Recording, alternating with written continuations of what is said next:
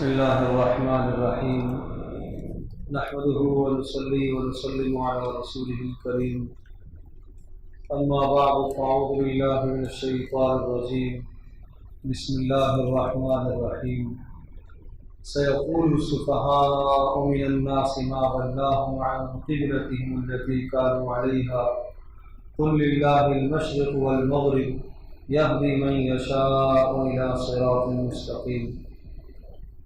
دوسرے سپارے میں 3 بنیادی باتیں ہیں اور انتہائی اختصار کے ساتھ اس خلاصے کو آپ ذہن نشین فرما لیں، اور ان 3 باتوں کو ذکر کرنے سے پہلے اس سپارے کا گزشتہ آیات کے ساتھ جو تعلق و ربط ہے اس کو ذکر کرتا ہوں۔ حضرت ابراہیم علیہ السلام کی طرف یہودی بھی اپنے آپ کو منسوب کر رہے اور نصرانی بھی اپنے آپ کو منسوب کر رہے، اور عرب کے مشرکین بھی کہتے ہیں ہم بھی ملت ابراہیمی پر ہیں۔ تو سمجھایا کہ رسول اکرم صلی اللہ تعالی علیہ وسلم اور ان کے ماننے والے وہ صحیح معنوں میں حضرت ابراہیم علیہ السلام کی ملت پر چلنے والے، اور اسی طرح سے ابراہیم علیہ السلام کی ملت پر مسلمان جو قائم ہیں اس کی ایک دلیل یہ ہے کہ ابراہیم علیہ السلام نے بیت اللہ کو تعمیر فرمایا اور مسلمان اپنی نمازوں میں بیت اللہ کی طرف رخ کرتے ہیں۔ وہ کہ رسول پاک صلی اللہ علیہ وسلم نے مدینہ منورہ میں کچھ وقت کے لیے بیت المقدس کی طرف بھی رخ فرمایا، لیکن پھر اللہ پاک کے حکم سے حضرت صلی اللہ علیہ وسلم نے اپنے رخ کو بیت اللہ ہی کی طرف نمازوں میں شروع کر دیا۔ اور حقیقت یہ ہے کہ بیت اللہ کی طرف رخ کرنے کا حکم کیوں دیا گیا، یہ بات ذہن نشین فرما لیجیے کہ ہم اللہ تبارک و تعالیٰ کی عبادت اور بندگی کرتے ہیں، اور اللہ فَأَيْنَمَا تُوَلُّوا فَثَمَّ وَجْهُ اللَّهِ، جس طرف رخ کرو ادھر تم اللہ کو پاؤ گے۔ اللہ پاک کسی جگہ کے ساتھ، کسی مکان کے ساتھ، کسی زمان کے ساتھ اللہ خاص نہیں، اللہ زمان سے، مکان سے، جگہ سے پاک ہے۔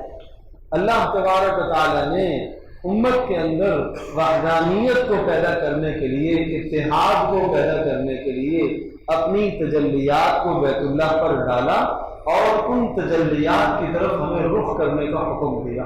تجلیات سے مراد اللہ کے انوارات، اللہ کا نور بیت اللہ پر پڑتا ہے اور ہم اس نور کی طرف رخ کرتے ہیں، اور اس نور کی طرف رخ کرنا ایسا ہی ہے گویا کہ براہ راست اللہ کی طرف رخ کرنا ہے، کیونکہ اللہ پاک کو ہم دیکھ نہیں سکتے اس دنیا میں، تو اس لیے جب دیکھنا ممکن نہیں ہے اس دنیا میں، تو اس لیے یہ سمجھایا گیا کہ اللہ تبارک و تعالیٰ اپنی تجلیات کو بیت اللہ پر ڈالے گا، انوارات کو بیت اللہ پر ڈالے گا، ایک سمت اور جہت متعین فرمائی، اے مسلمانوں تم اللہ کی بندگی جب کرتے ہو تو تم اپنا رخ بیت اللہ کی طرف کر لیا کرو، اور بیت اللہ کی طرف رخ کرنا ایسا ہی ہے جیسا کہ آپ نے براہ راست اللہ کی طرف رخ کیا۔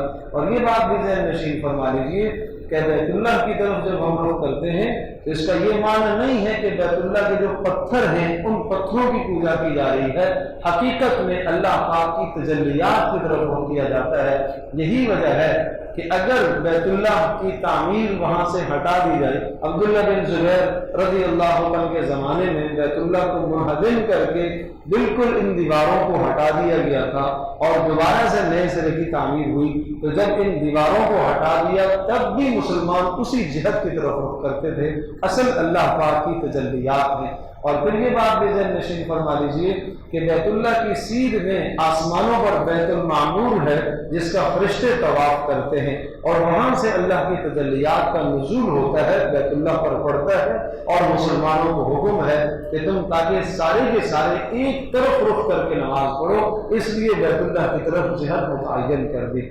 نمازوں میں رخ کرنے کا حکم ہے، سفر میں بھی حکم ہے، حضر میں بھی حکم ہے، اپنے مقام پر ہے تو تب بھی بیت اللہ کی طرف رخ کرنا ہے، حالت سفر ہے تو جب بھی بیت اللہ کی طرف رخ کرنا ہے۔ ہاں ایک رخصت آپ کو دی گئی ہے کہ اگر آپ کسی ایسی جگہ پر ہیں کہ جہاں بیت اللہ کا رخ آپ کو پتہ نہیں ہے، قبلے کا تعین آپ سے نہیں ہو سکتا، تو پہلا کام یہ کریں آپ کسی سے پوچھیں، اور اگر کوئی آپ کو بتا دیتا ہے کہ بیت اللہ کا رخ اس طرف ہے تو آپ اس طرف رخ کر کے نماز پڑھ لیں۔ پھر بعد میں آپ کو اگر پتہ چل گیا جس طرح رخ کر کے آپ نے نماز پڑھی کہ آپ غلطی پر ہیں، لیکن چونکہ آپ نے پوچھا ہے تو اب آپ کی نماز درست ہو گئی ہے۔ اسی طرح سے اگر پوچھنے والا کوئی آدمی نہیں ہے جس سے آپ پوچھیں تو پھر حکم ہے کہ آپ تحری کریں، آپ اندازہ کریں بیت اللہ کس طرف ہو سکتا ہے، تو آپ کا اندازہ جس طرف قائم ہو سکتا ہے اس طرف آپ رخ کر کے نماز پڑھ لیجیے۔ لیکن اگر آپ نے نہ پوچھا اور نہ اندازہ کیا، اس طرح سے ایسے ہی جس طرف رخ آ گیا آپ نے نماز پڑھ لی ہے تو آپ کی نماز نہیں ہوگی۔ اگر آپ نے غلط پڑھی تو نماز نہیں ہوگی، اور اگر اب بات پر پتہ چلا کہ میں نے غلط رخ کیا تھا تو نماز کا اعادہ لازم ہے۔ بہت سارے لوگ سفر میں اس کا خیال نہیں رکھتے اور سفر کے دوران جس طرف رخ آتا ہے نماز پڑھنا شروع کر دیتے ہیں، یہ بالکل غلط ہے۔ اس کے بعد عرض کیا کہ 3 باتیں ہیں، 3 باتوں میں سے پہلی بات ہے تہذیب الاخلاق، اپنے اخلاق کو ہم کیسے سنبھالیں، نفس کی اصلاح کیسے ہو، اس کے لیے اللہ نے 5 اصول ذکر فرمائے۔ اور جو دوسری بات ہے وہ اسلامی حکومت کی ذمہ داریوں کو ذکر فرمایا، اور تیسری بات آئینی قوانین، یہ دوسرے پارے میں 3 مضمون۔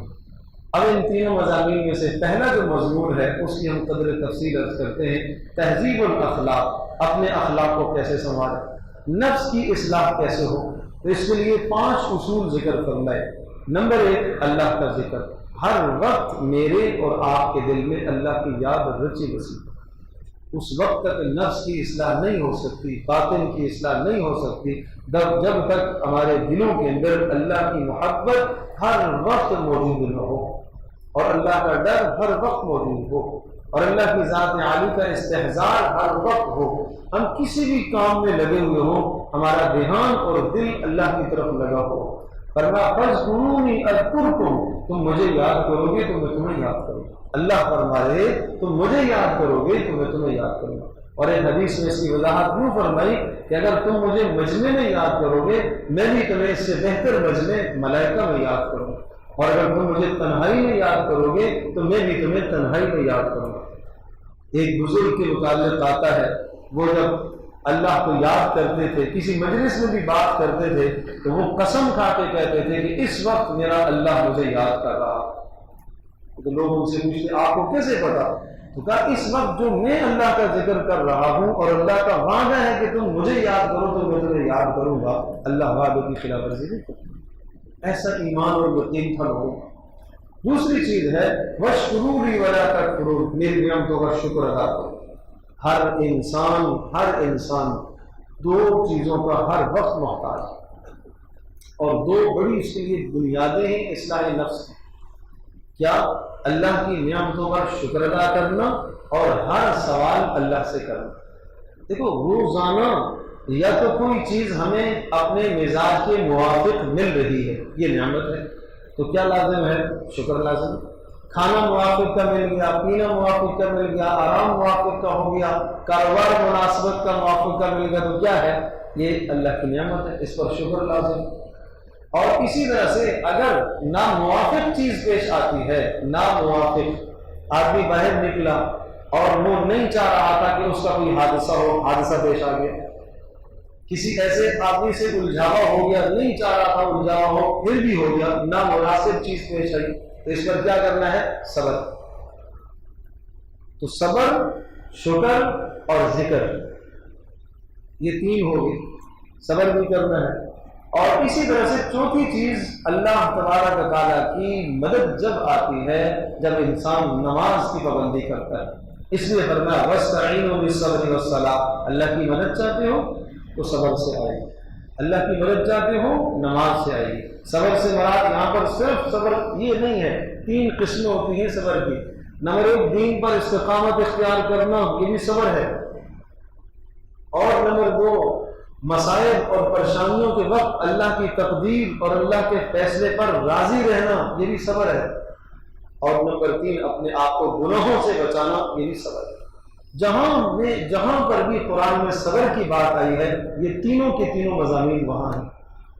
اور 5ویں چیز ہے شعائر اللہ کی تعظیم، کہ اللہ تبارک و تعالیٰ کی طرف جن چیزوں کی نسبت ہے، جن چیزوں سے اسلام کا تشخص ظاہر ہوتا ہے، اسلام کی شناخت ہوتی ہے، اذان یہ اسلام کا شعائر، شعیرہ نشانی کو کہتے ہیں۔ اور شعائر اللہ اللہ کی نشانیاں. کسی بھی بستی میں آپ داخل ہوئے، اذان کی آواز آئی تو آپ سمجھ جائیں گے کہ مسلمانوں کی بستی، اسلام کی یاد ہے. مسجد شعائر اللہ ہے، اہل علم اہل حق علماء شعائر اللہ ہے، بیت اللہ شعائر اللہ ہے، کلام اللہ اللہ کا کلام قرآن مجید شعائر اللہ ہے، رسول اللہ کا شعائر اللہ ہے، نماز شعائر اللہ ہے، اور قربانی کے جانور شعائر اللہ. تو ان تمام چیزوں کی عظمت دل میں ہو. تو فرمایا کہ ان چیزوں کی عظمت دل میں آ جانا یہ دل کا تقویٰ ہے، یہ دل کی پرہیزگاری ہے، اور یہ ہمارے باطن کی اصلاح کے لیے ضروری ہے. اذان ہو اپنے کاموں کو چھوڑ کر احترام کرو اذان کا، اذان کا جواب دو. حدیث پاک میں آتا ہے کہ جب اذان ہو تو جو کلمات مؤذن کہتا ہے وہی کلمات آپ کہیں، اور اذان کے اختتام پر بیچ میں حی علی الصلاۃ حی علی الفلاح کی جگہ پر قد قامت الصلاۃ وہ لا حول ولا قوت الا باللہ ہے. اور اسی طرح سے اذان کے اختتام پر درود شریف پڑھے، اور اس کے بعد اللہم رب هذه الدعوة التامة یہ دعا جس نے پڑھ لی فرمایا میری شفاعت اس کے لیے واجب ہو گئی. اس کا معمول بنو. یہ اذان کی عظمت ہے. تو شعائر اللہ کی تعظیم، تو یہ 5 اصول ذکر فرمائے ہیں. ایک ذکر ہے، ایک شکر ہے، اور تیسرا صبر ہے، اور چوتھا نماز ہے، اور 5واں اللہ تبارک و تعالیٰ کے شعائر کی تعظیم کرنا. نفس کے باطن کی اصلاح اس طرح سے ہوتی ہے اگر انسان ان 5 باتوں کا خیال رکھتا ہے. اس کے بعد فرمایا وَإِلَٰهُكُمْ إِلَٰهٌ وَاحِدٌ لَا إِلَٰهَ إِلَّا هُوَ الرَّحْمَٰنُ الرَّحِيمُ. اللہ نے جب تمہیں بنایا پیدا کیا تو اللہ نے تمہاری روزی کے بندوبست فرمائے. اللہ نے روزی کے 8 اسباب یہاں ذکر فرمائے. کس طرح سے اللہ پاک نے کائنات میں تمہاری روزیوں کو پیدا کیا ہے. فرمایا إِنَّ فِي خَلْقِ السَّمَاوَاتِ وَالْأَرْضِ آسمانوں زمینوں کا پیدا ہونا اس میں تمہاری روزی کے اسباب ہیں. وَاخْتِلَافِ اللَّيْلِ وَالنَّهَارِ اور دن اور رات، دن سے بھی تمہاری روزی اور رات سے بھی تمہاری روزی کے اسباب ہیں. کہ سورج کی روشنی سے بھی تمہاری روزی کے اسباب وابستہ ہیں، چاند کی روشنی سے بھی تمہاری روزی کے اسباب وابستہ ہیں. وَالْفُلْكِ الَّتِي تَجْرِي فِي الْبَحْرِ بِمَا يَنفَعُ النَّاسَ اور بڑے بڑے جہاز، سمندری جہاز جو تمہارے سامان کو ایک جگہ سے دوسری جگہ پر منتقل کرتے ہیں. یہ دیکھتے نہیں اللہ کی قدرت کی کتنی بڑی نشانی ہے کہ کس طرح سے بڑے بڑے سمندروں کے اندر تنکوں کی طرح وہ چل رہے ہوتے ہیں اور اللہ ان کی حفاظت فرماتا ہے. اور اگر اللہ پاک حفاظت نہ فرمائے تو حدیث پاک میں آتا ہے ما من یوم والبحر یستأذن ربہ ان یغرق ابن آدم. کوئی ایسا دن نہیں ہوتا کہ جس دن یہ سمندر اللہ سے اجازت نہ مانگے اے اللہ تو مجھے اجازت دے میں اس انسان نافرمان کو غرق کر دوں، اس کو ڈبو. اللہ کتنا حلیم ہے. اللہ پاک پوچھتا ہے یہ تم نے پیدا کیا ہے اس کو؟ تو سمندر کہتا ہے اللہ میں نے تو نہیں پیدا کیا، پیدا تو آپ نے. تو پھر اللہ پاک فرماتے ہیں اگر میں نے پیدا کیا تو پھر مجھے اس کی توبہ کا انتظار ہے. یہ رات کا گناہ کرا ہوا صبح کو شاید توبہ کر لے، اور دن کا گناہ کیا ہوا شام کو شاید توبہ کر لے. میں اس کی توبہ کا منتظر ہوں، منتظر. کتنا کریم رب، کتنا مہربان اللہ. اس اللہ سے آدمی غافل ہو تو کتنی بڑی بدنصیبی ہے. وما انزل اللہ من السماء ماء فاحیا به الارض بعد موتها آسمانوں سے پانیوں کا برسنا اور اس کے ذریعے سے بنجر زمینوں کا زندہ ہونا یہ اللہ کی قدرت کی بڑی نشانی ہے کہ ایک ایک ذرے کو اللہ جمع کرتا ہے. والسحاب المسخر بین ہوائیں ان بادلوں کو پانیوں کو لے کے جاتی ہیں. کبھی اس پہ غور کیا؟ والسحاب المسخر بین السماء والارض زمین آسمان کے بیچ میں لٹکے ہوئے بادل اور پانیوں سے بھرے ہوئے لآیات یہ بڑی قدرت کی نشانیاں ہیں اس رب کی. لیکن وَمِنَ النَّاسِ مَن يَتَّخِذُ مِن دُونِ اللَّهِ اس کے باوجود بھی کچھ بد نصیب ایسے ہیں جو ایسے پیارے رب کو چھوڑ کر غیروں کی ایسی بندگی میں لگ گئے. يُحِبُّونَهُمْ كَحُبِّ اللَّهِ وہ بتوں سے ایسی محبت کرتے ہیں جیسے اللہ سے محبت کی جاتی ہے. وہ اپنے کاروبار سے ایسی محبت کرتے ہیں جیسا کہ اللہ سے کی جاتی ہے. اپنی اولادوں سے، بیوی بچوں سے ایسی محبت کرتے ہیں جیسا کہ اللہ سے محبت کی جاتی ہے. اللہ تبارک و تعالیٰ کو معبود بنانے کے بجائے انہوں نے اپنی اولادوں کو معبود بنا لیا. اولادیں محبوب ضرور ہیں، بیویاں محبوب ضرور ہیں، کاروبار محبوب ضرور ہیں، لیکن ان کو معبود مت بناؤ. کہ آدمی ان کے لیے سب کچھ قربان کر دے، رب کو بھول جائے۔ فرمایا ایسے بھی لوگ ہیں والذین آمنوا اشد حبا للہ، لیکن ایماندار لوگ وہ ہیں ان کی سب سے زیادہ محبت اللہ سے ہوتی ہے۔ یا ایھا الناس کلوا مما فی الارض حلالا طیبا، اے ایمان والو تمہارے باطن کی اصلاح اس وقت تک نہیں ہو سکتی جب تک تم پاکیزہ روزیوں کا اہتمام نہ کرو، اس لیے حلال کھایا کرو، حرام کا لقمہ اندر نہ جائے۔ ایک حرام کا لقمہ جاتا ہے عبادت کی لذت فنا ہو جاتی ہے، کچھ بھی عبادت کی لذت حاصل نہیں ہوتی۔ 40 دن تک ایک لقمہ اگر اندر چلا گیا، 40 دن تک وہ عبادت ہی رد کر دی جاتی، ثواب ملتا ہی نہیں، قبول نہیں ہوتی وہ عبادت۔ اس لیے پھر ارشاد فرمایا کلوا من طیبات ما رزقناکم واشکروا للہ، اللہ نے جو کھانے کو دیا ہے حلال وہ کھاؤ اور اللہ کا شکر ادا کرو، اور حرام سے بچاؤ۔ جب اللہ کی بندگی کرتے ہو تو حلال اور حرام میں اللہ تبارک و تعالیٰ کے حکموں کی پیروی کرو۔ یا ایھا الذین آمنوا کتب علیکم القصاص فی القتل، پھر اسلامی ریاست کی ذمہ داریوں کو ذکر فرمایا جو دوسرا مضمون ہے اس کا، کہ اسلامی حکومت کی پہلی ذمہ داری ہے کہ جان کا تحفظ فراہم کرے، جان کا تحفظ، اور نمبر 2 مال کا تحفظ، اور نمبر 3 دین کا تحفظ۔ یہ اسلامی اقتدار، یہ اسلامی ریاست کی ذمہ داری ہے۔ اور جان کا تحفظ یوں ہوگا کہ قصاص کے معاملات، قصاص کے قوانین کو نافذ کیا جائے۔ اگر کسی شخص نے کسی کی جان ناحق ماری ہے اور عمدن اور ارادتاً کسی نے کسی کو قتل کر دیا ہے، تو جب اس قاتل کو قتل کیا جائے گا اس قصاص میں، تو فرمایا وَلَكُمْ فِي الْقِصَاصِ حَيَاةٌ، باقی لوگوں کی جانیں بچ جائیں گی، آئندہ کوئی ایسی بری حرکت نہیں کرے گا۔ اسے پتہ ہے کہ اگر میں نے کسی کی جان کو مارا تو پھر میری جان بھی ختم کی جائے گی۔ لیکن جب قاتل کو پتہ ہے کہ ہاں میں رشوت دے کر چھوٹ سکتا ہوں اور میں کسی بھاری سفارش سے چھوٹ سکتا ہوں، تو پھر جرم کبھی بھی نہیں روکتا۔ اس لیے فرمایا کہ یہ ذمہ داری میں شامل ہے۔ اور دوسرا مال کی ذمہ داری، یہ بھی اسلامی ریاست کی ذمہ داری میں یہ شامل ہے کہ مال کیسے لوگ خرچ کر رہے ہیں، صحیح زکوٰۃ کا مصرف مقرر کیا جائے، غربا تک مالوں کو پہنچایا جائے، سود سے معاشرے کو پاک کیا جائے، اور جوئے سے معاشرے کو صاف اور پاک کیا جائے، ورنہ اس سے معاشرے کی تباہی ہو جاتی ہے۔ سود سے اور جوئے سے معاشرے کی تباہی ہوتی ہے۔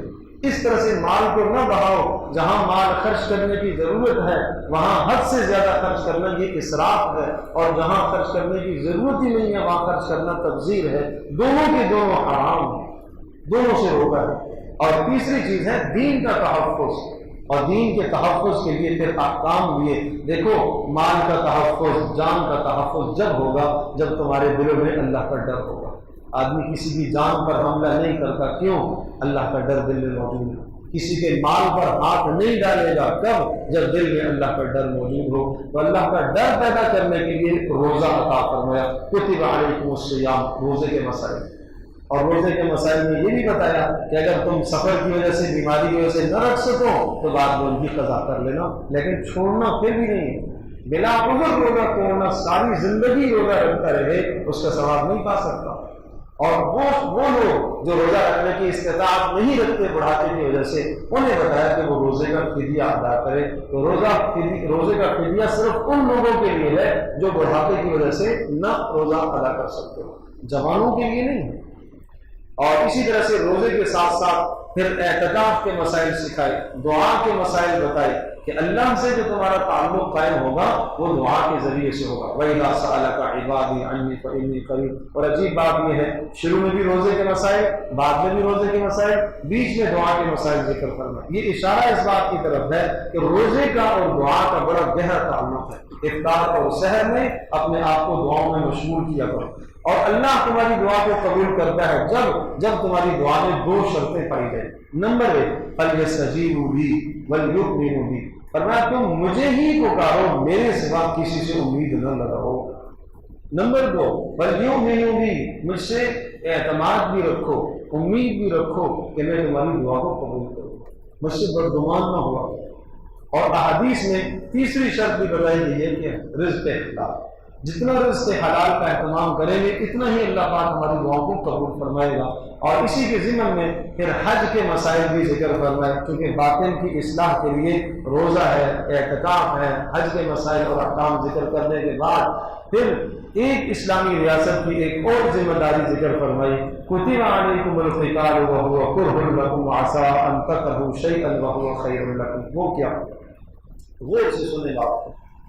ایک شخص ایک گھر تعمیر کرتا ہے، ایک شخص ایک باغ لگاتا ہے، جب وہ باغ لگاتا ہے، جب وہ باغ لہلاتا ہوا سبززار بن جاتا ہے تو دائیں بائیں کے اگر مال مویشی اور جانور یا کوئی لوگ آ کر اس باغ کو آ کر خراب کریں، فصل کو تباہ کریں، تو یقیناً فطرتی بات ہے کہ آدمی وہاں پر چوکیدار رکھے گا اور چوکیدار آنے والے جانوروں کو یا انسانوں کو پیچھے ہٹانے کی کوشش کرے گا۔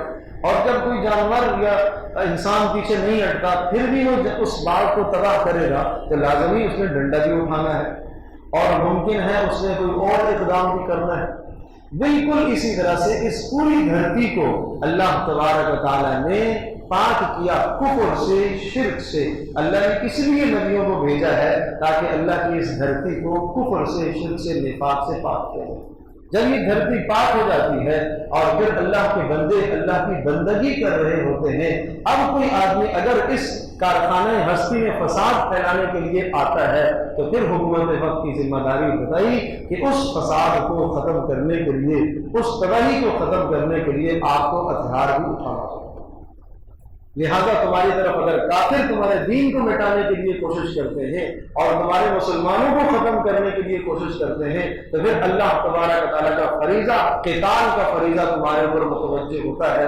وَهُوَ كُرْهٌ لَكُمْ، فرمایا ایسا ہو سکتا ہے کہ تم اس کو ناپسند کرو، تمہیں ناگوار ہو، لیکن وَعَسَىٰ أَن تَكْرَهُوا شَيْئًا وَهُوَ خَيْرٌ لَكُمْ، یہ اصول اور ضابطہ بتا دیا۔ ایسا ہو سکتا ہے کہ کسی چیز کو تم ناپسند کرو لیکن اللہ کے یہاں وہ تمہارے حق میں ہے، اور کسی چیز کو تم پسند کرو لیکن اللہ کے یہاں وہ تمہارے لیے ناپسند ہو۔ تم دنیا میں جینا چاہو گے کب تک جیو گے؟ لیکن اگر تم اللہ کی راہ میں مر جاتے ہو اور اپنے دین کا تحفظ کرتے ہوئے، اللہ کے نام کو بلند کرتے ہوئے اگر شہید ہو جاتے ہو تو تمہارے مرنے کے بعد ہی حقیقی زندگی شروع ہوگی۔ اور تیسرا مضمون یہاں ذکر فرمایا آئلی قوانین۔ آئلی قوانین، اسلامی حکومت اور ریاست کی یہ ذمہ داری ہے کہ آئلی قوانین کا بھی نفاذ کرے تاکہ جو میاں بیوی کے باہمی زندگی ہے وہ زندگی بھی اچھی گزرے۔ اس لیے کہ مرد ایک الگ خاندان سے تعلق رکھنے والا ہے، عورت ایک الگ خاندان سے تعلق رکھنے والی ہے، دونوں جب آپس میں ان دونوں کا میلاپ ہوتا ہے تو کچھ اصول اور ضابطے تو ہوں جن اصولوں اور ضابطوں کے مطابق دونوں کی زندگی ٹھیک گزرے۔ کہیں ایسا نہ ہو کہ عورت مرد پر ظلم کر بیٹھے، کہیں ایسا نہ ہو کہ مرد عورت پر ظلم کرے۔ بیچ میں عدالت کو، اسلامی عدالت کو حائل کیا کہ اگر کسی بھی جگہ پر ایسا میاں بیوی کے درمیان میں تنازع ہو جاتا ہے تو تم انصاف کے ساتھ اس تنازع کو حل کرو۔ لہذا پھر یہ ایک اصول یہ سمجھایا کہ دیکھو نکاحوں کے اندر پاکیزہ عورتوں کو لیا کرو تاکہ معاشرہ پاک۔ کافروں کو نہ اپنی بیٹیاں دو اور نہ کافروں سے بیٹیاں دو۔ وَلَا تَنكِحُوا الْمُشْرِكَاتِ حَتَّىٰ يُؤْمِنَ، تم مال دیکھتے ہو، خوبصورتی دیکھتے ہو، حسن جمال اور مال دیکھ کر کافروں کی طرف نکاح کی رغبت مت کرنا، نہ ان کو اپنی بیٹیاں دو نہ ان سے اپنے رشتے دو۔ کیوں؟ اس لیے فرمایا یہ اولئک یدعون الی النار، یہ صاف صاف تمہیں دوزخ کی طرف دعوت دے رہے ہیں اور اللہ پاک تمہیں جنت کی طرف دعوت دیتا ہے۔ اب آپ کی مرضی کس کی دعوت کو قبول کرتے ہیں؟ یعنی کوئی آدمی اگر کافر سے نکاح کرتا ہے، اس سے اپنی ازدواجی تعلق قائم کرتا ہے، اپنی بیٹی کا رشتہ دیتا ہے، اس سے رشتہ اٹھاتا ہے، تو کیا فرمایا؟ یہ تمہیں ہمیشہ کیا کریں گے؟ جہنم کی طرف دعوت دیں گے۔ تمہاری نسلوں کی تربیت کیسے کریں گے؟ اپنے دین کے مطابق، کفر پر تربیت کریں گے۔ اور اللہ تمہیں جنت کی طرف دعوت دیتا ہے تو تمہیں تو اللہ کی دعوت کو قبول کرنا چاہیے، نہ کہ کافروں کی دعوت کو قبول کرنا ہے۔ وَيَسْأَلُونَكَ عَنِ الْمَحِيضِ، پھر اسی طرح سے اسلام سے پہلے جو عورت کا تصور ایام مخصوصہ میں عورت کو ایک اجنبی، ایک حیوان کی طرح لوگ سمجھتے تھے، تو وہ فرمایا اگر ایام مخصوصہ کے بارے میں پوچھتے ہیں، آپ سے مسئلہ پوچھتے ہیں تو کہہ دیجئے ایام مخصوصہ میں عورت سے ازدواجی تعلق قائم کرنا جائز نہیں ہے، باقی اس کے ساتھ بیٹھنا، کھانا کھانا، اس کے ہاتھ کا پکا ہوا کھانا، اس میں کوئی حرج نہیں ہے۔ اور فرمایا ہاں جب تک وہ پاک نہ ہو جائے ازدواجی تعلق ان سے قائم نہ کرنا۔ نساؤکم حرث لکم فأتوا حرثکم انا شئتم، اور یہ تو بیویاں تمہاری کھیتیاں ہیں، اور اللہ تبارک و تعالیٰ نے جو تمہارے مقدر میں اولاد رکھی ہے اس اولاد کے اسباب کو تم اختیار کرو۔ اور پھر اس کے بعد طلاق کے مسائل، تو یہ بھی آئینی قوانین کا ایک بہت بڑا حصہ ہے طلاق کے مسائل، اور طلاق کا طریقہ سمجھایا کہ اول تو طلاق سے بچو۔ اب غض المباحات عند اللہ الطلاق، جائز کاموں میں سب سے برا کام کیا ہے؟ طلاق۔ لیکن اگر مجبوری میں یہ کڑوا گھونٹ پینا ہی پڑ جائے تو کیسے پیے گا؟ اور کب مجبوری ہے؟ یہ چھوٹی چھوٹی باتوں پر ایک دم سے طلاق، یہ جائز ہے۔ ہاں اس وقت طلاق دینے کی اجازت ہے کہ عورت ناشزہ اور اتنی نافرمان ہو جائے کہ بدتمیز ہو جائے اور بات بات پر زبان سے گالیاں نکالتی، برے الفاظ کہے، آدمی اس کی زبان سے تنگ آ جائے، یا ازدواجی تعلق قائم کرنے کے لیے نہ چھوڑے، یا اسی طرح سے کوئی اور بے حیائی کا کام کرے، تو یہ اسباب ہیں جن اسباب کی بنیاد پر آدمی طلاق دے سکتا ہے۔ لیکن پھر بھی فرمایا کہ طلاق دینے کا اصول اور ضابطہ یہ سمجھایا کہ پاکی کی حالت میں ایک طلاق دے۔ یہ مسائل بڑے اہم ہیں۔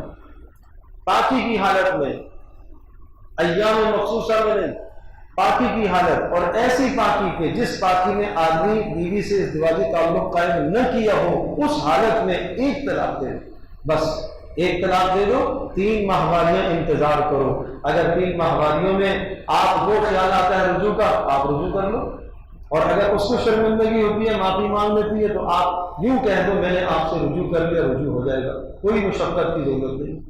لیکن 3 ماہواریوں کے بعد اگر آپ نے رجوع نہ کیا تو فرمایا وہ اب آپ سے جدا ہو جائے گی۔ پھر بھی آپ کے پاس ایک چانس موجود ہے کہ کل اگر دوبارہ آپ تعلق قائم کرنا چاہتے ہو تو نئے سرے سے نکاح کیا جا سکتا ہے۔ یہ ایک طلاق دینے کا یہ فائدہ سمجھا ہے۔ اور اگر 3 طلاقیں کوئی دے دیتا ہے فلا تحل له من بعد حتى تنكح زوجا غيره، اب 3 طلاقوں کے بعد سارے کے سارے مصالحت کے راستے بند ہو گئے، اب کوئی راستہ اس کے لیے نہیں رہا۔ اور عجیب بات یہ کہ یہ الطلاق مرتان، ان 2 آیات کے اندر 6 مرتبہ ایک لفظ آیا ہے، حدود اللہ، حدود اللہ، اللہ کی حدیں، اللہ کی حدیں، اللہ کی حدیں۔ یہ میاں بیوی کی جو زندگی ہے، یہ باہمی جو اصول اور ضابطے ہیں، جن اصولوں پر اس زندگی، یہ زندگی پروان چڑھتی ہے، فرمایا یہ اللہ کی حدیں ہیں۔ نہ مرد اللہ کی حدوں کو پھلائیں گے اور نہ عورت اللہ کی حدوں کو پھلائیں گے۔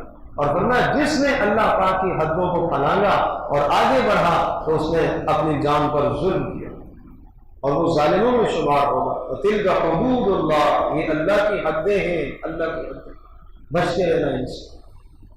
اور پھر ارشاد فرمایا اگر تمہیں طلاق دینی ہے تو طلاق کے وقت اس بات کا بھی تمہیں خیال رہنا چاہیے کہ کسی قسم کا ضرر عورت کو نہ ہو۔ کیا مطلب؟ کوئی سخت کڑی شرطیں مت لگاؤ، یہ بھی غلط بات ہے۔ مقصد اس کو ٹارچر کرنا نہیں ہے، مقصد اس کو ذلیل اور رسوا کرنا نہیں ہے۔ اور اگر تم نے طلاق دے بھی دی ہے تو اس کے بعد معاشرے میں اس کی برائی کا چرچا جائز نہیں ہے، اس کی برائی کرنا جائز نہیں ہے۔ لوگ تم سے پوچھیں گے کیوں دیے؟ بس دے دی، بس اتنا ہی کرو۔ اور نہ اس کو جائز ہے کہ وہ آپ کی برائیاں کرے، اگر وہ خلا لے لیتی ہے تو اس کے لیے بھی جائز نہیں ہے کہ وہ آپ کی برائیاں کرے، نہ آپ کو جائز ہے کہ اس کی برائی کرو، تاکہ کسی اور کے نکاح کے قابل تو وہ رہے۔ اگر ایک آدمی طلاق دیتا ہے اور اس کو اتنا ٹارچر کرتا ہے، معاشرے میں بدنام کرتا ہے کہ اس کے لیے اب نکاح کے سارے راستے بند ہو گئے، تو فرمایا یہ تو ظلم ہے۔ وَمَن يَفْعَلْ ذَلِكَ فَقَدْ ظَلَمَ نَفْسَهُ، اس نے اپنی جان پر ظلم کیا ہے۔ وَلَا تَتَّخِذُوا آيَاتِ اللَّهِ هُزُوًا، اللہ کی آیات کا مذاق مت بنایا کرو۔ اور پھر ساتھ ساتھ رضاعت کے مسائل بھی سمجھائے، دودھ پلانے کے کہ عورتوں کی ذمہ داری ہے کہ وہ اپنے بچوں کو دودھ پلائیں، لیکن اگر طلاق ہو گئی ہے تو پھر وہ جب تک دودھ پلا رہی ہے شوہر کے ذمے ہے، مرد کے ذمے ہے کہ وہ اس کا نام نفقہ، اس کی رہائش کا بندوبست کرے۔ لیکن فرمایا کہ طلاقوں کی وجہ سے بچوں پر بدترین اثرات نہ آئیں، یعنی آپس میں جو تمہارا اختلاف ہو گیا اس کی وجہ سے بچوں کی زندگی تباہ نہ ہو، ان کی زندگی کا خیال رکھنا، اور ساتھ ساتھ عدت کے مسائل اور احکام سمجھائے۔ فرمایا کہ وہ عورت جس کو طلاق دے دی گئی ہے اور اگر وہ امید سے ہے تو اس کی عدت بچے کا پیدا ہو جانا یہ اس کی عدت ہے، اور اگر وہ امید سے نہیں ہے تو 3 ماہواریاں اس کی عدت ہے، اور اگر وہ بڑھاپے کو پہنچ چکی ہے، ایام اسے نہیں آتے تو 3 ماہ اس کی عدت ہے۔ اور اسی طرح سے وہ عورت جس کے شوہر کا انتقال ہو گیا ہے تو وہ 4 ماہ 10 دن عدت گزارے گی۔ اگر کسی اسلامی مہینے کی تاریخ کی پہلی کو انتقال ہوتا ہے تو 4 مہینے مکمل مزید 10 دن، اور اگر بیچ میں انتقال ہوتا ہے تو 130 دن شمار کر کے وہ عدت گزارے گی۔ عدت سے نکلنے کے لیے کوئی مخصوص طریقہ نہیں ہے، البتہ عدت کے زمانے میں پابندی لگائی کہ عدت کے زمانے میں وہ نکاح نہیں کر سکتی، اسی طرح سے اس کو نکاح کا پیغام بھی صراحتاً نہ دیا جائے، نہ نکاح کر سکتی ہے، نہ اس کے ساتھ کوئی اور نکاح کرے، اور نہ اسے نکاح کا پیغام صراحتاً دیا جائے۔ ہاں اشارے میں کنائے میں کوئی پیغام دے دیتا ہے تو کوئی حرج نہیں۔ اور اسی طرح سے سمجھایا اگر رخصتی سے پہلے کوئی آدمی طلاق دے دیتا ہے تو جو مہر مقرر کیا تھا اس مہر کا نصف اسے دینا ہوگا، اور اگر رخصتی کے بعد طلاق دیتا ہے تو پھر مہر سارا کا سارا دینا پڑے گا، واپس لینا جائز نہیں۔ اور اگر مہر مقرر نہیں ہوا اور رخصتی سے پہلے طلاق دے دی ہے تو پھر بھی کچھ نہ کچھ اس کو دے دو، کچھ کپڑے کچھ سامان اس کو دے دو، یہ اس کی عزت کا تقاضا ہے۔ تو ان قوانین کی پابندی کرنے کا ہمیں حکم ہے۔ فرمایا یہ وَلِلْمُطَلَّقَاتِ مَتَاعٌ بِالْمَعْرُوفِ حَقًّا عَلَى الْمُتَّقِينَ، یہ متقیوں کے ذمہ لازم ہے، اللہ والوں کے ذمہ لازم ہے جو اللہ سے ڈرنا چاہتے ہیں کہ ان احکام کی پابندی کریں۔ كَذَلِكَ يُبَيِّنُ اللَّهُ لَكُمْ آيَاتِهِ، اس طرح سے اللہ اپنی آیات کو کھول کر نشانیوں کو بیان کرتا ہے، احکام کو بیان کرتا ہے تاکہ تم سمجھو اور ان احکام کی پابندی کرو۔ اللہ پاک ہم سب کی رحمت اللہ